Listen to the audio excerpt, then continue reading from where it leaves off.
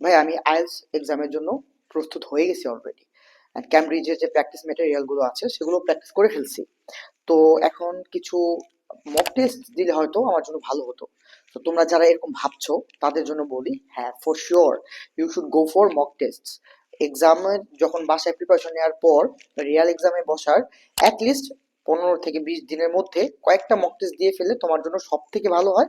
কারণ হচ্ছে মক টেস্টের মধ্যে তোমাকে একটা রিয়েল এক্সামে এর মতো এনভায়রনমেন্ট ক্রিয়েট করে তোমাকে এক্সামের সুযোগ দেওয়া হবে, তুমি সেখানে বসে এক্সাম দিবা, নিজেকে ইভ্যালুয়েট করা হচ্ছে অ্যান্ড তুমি সেই রিয়েল একটা এনভায়রনমেন্ট এক্সাম দেওয়ার যে আসলে এনভায়রনমেন্টটা, অ্যাম্বিয়েন্সটা কেমন হয়, how it feels to place yourself in an environment যেখানে রিয়েলি এক্সাম নেওয়া হবে।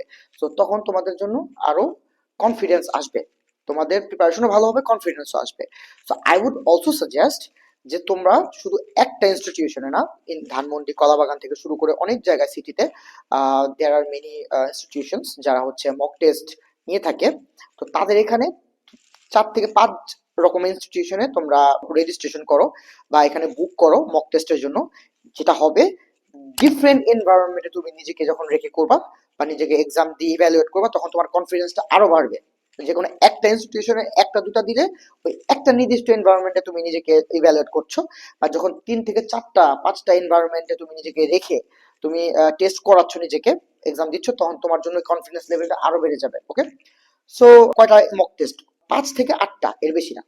লিস্ট 5 অ্যান্ড একদম যদি হাইয়েস্ট 8টার বেশি দেওয়ার দরকার নাই। কনফিডেন্স চলে আসবে। আর তুমি তো ক্যামব্রিজের প্র্যাকটিস মেটেরিয়াল গুলো বাসায় প্র্যাকটিস করছোই। So I hope this helps.